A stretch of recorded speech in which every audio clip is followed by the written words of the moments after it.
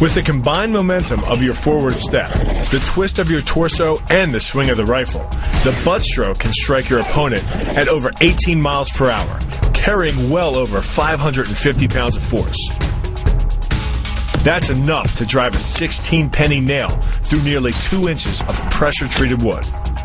Add a follow-up slash and thrust with a bayonet, and the butt stroke becomes a real killer. But the real damage from the knee bar doesn't come from gravity. It comes from leverage.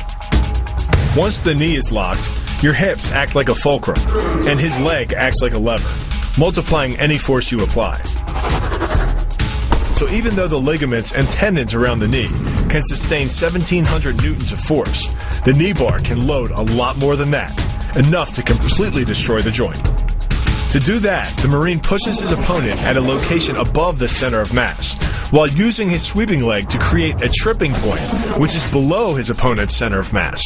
Once the loss of stability has occurred, gravity does the work, and the damage. On the ground and on his back, your opponent is now vulnerable to any number of finishing strikes. Working much like a nutcracker, your forearm and biceps apply pressure to your opponent's carotid arteries. Located on either side of the trachea, these two arteries are the only way to get blood to the brain. It can take less pressure than squeezing an orange to stop the flow of blood to the arteries.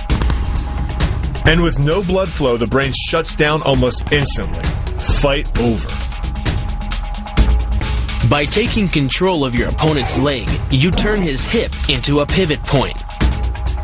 And there are 2 forces being imparted about the pivot point, one by the arm above and one by the sweep below. These forces act as a couple, resulting in your opponent's rotation that slams him right to the deck. And given the speed of rotation and the force of gravity, that impact could cause permanent injury.